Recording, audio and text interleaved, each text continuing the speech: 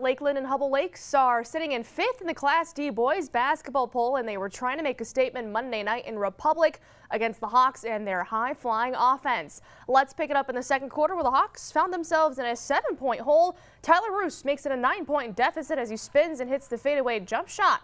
Lakes also looking good on defense as Lucas Klein comes away with the clean block. On the other end of the court, Roos will find Arthur Lyons. He knocks down the tray and he's fouled. That 4-point play makes it 19-7 Lakeland and Hubble. Lyons had a game-high 20 points. The Hawks quiet on offense. That's until Serafin Pantoya's layup gets the crowd excited. And along with defense, the Lakes were raining triples in the second quarter. Here's one from Roos, and all of a sudden it's 25-9 Lakeland and Hubble. But Republic Michigami slowly chipping away at that deficit. Marcus Antela, Zach Kangas, who kicks it out to Hunter Schultz from downtown. That's good. Hawks still trail by 13 points, though. Then this play has to look familiar from the Hawks offense. Philip Koski bounce pass to Pantoya, who lays it in. 32-19 Lakes. But Lakeland and Hubble's performance in the second half, they were hot offensively as they beat the Hawks 66-31. Westwood High School won a girls' Class C basketball title in 2003. The boys' best season was a trip to the Class B semis in 1994. The Patriots celebrated 40 years of basketball Saturday with the boys' game at home against Ishpeming. Many times during the game, the Patriots appeared to have turned the clock back to their glory days. Patient offense led to outside jumpers that hit their mark. The red, white, and blue controlled the tempo and kept the Hematites in half-court offense most of the time. Westwood won 49-39, an upset to most basketball fans, but the Patriots have been showing improvement the past couple of weeks. Head coach Chad Hewitt agreed that this looked like a game from the early 1990s. Westwood is a hard-nosed, grind out, a defensive team, and I take pride with these guys on playing defense for 32 minutes and not giving up any easy shots. It has to do, I think, with individuals and just watching them grow, watching them get better, seeing what happens to them from when they're 8th grade to seniors in high school. We can see it on the floor and on the field. It also happens in the classroom, but sometimes we forget that. 40 years of basketball might not be a long time compared to other school districts in the UP, but victories like the one on Saturday may have Westwood officials thinking about holding another celebration in the near future. Cake and refreshments were also available in the cafeteria after the game, with several servings of stories from days gone by. The women's basketball team is sitting in 3rd in the GLIAC North Division, and over the weekend, senior guard Lauren Gruber earned herself a GLIAC North Player of the Week honors.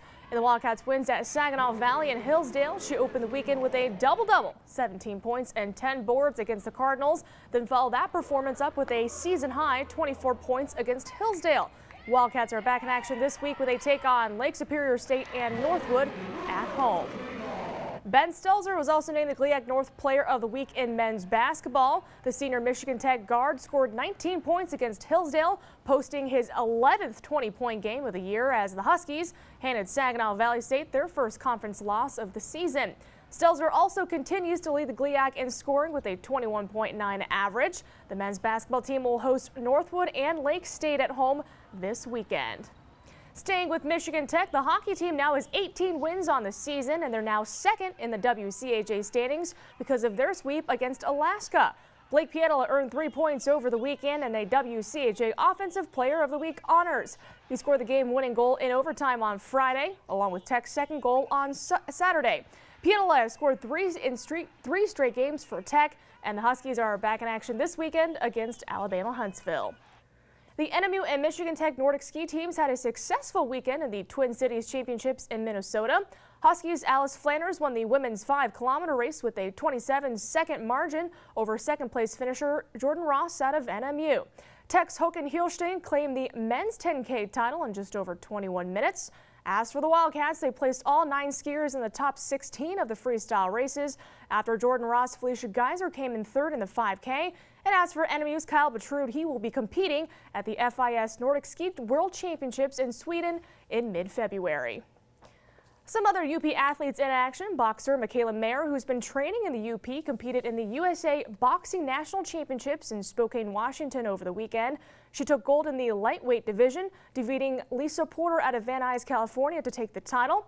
Ironwood native Kyle Pauline also took part in the 2015 X Games in Aspen, Colorado. He took 11th place in the snowcross final. Tucker Hibbert won his 8th straight X Games gold medal in that same event. For more sports scores and highlights, visit our website, uppermichigansource.com. Kayla Mayer still hoping to get to the Olympics in a couple of years. Yes, too. she is. Yes, she is. In And Rio. Also, yeah, in Rio. And also news out of Michigan State and Rutgers. That basketball game scheduled for tomorrow night has been postponed until Thursday because of that winter storm on the northeast. All right. Thanks a lot, Lily. Coming up next, ski jumping returns to Suicide Bowl tomorrow night. We'll have a preview when we come back.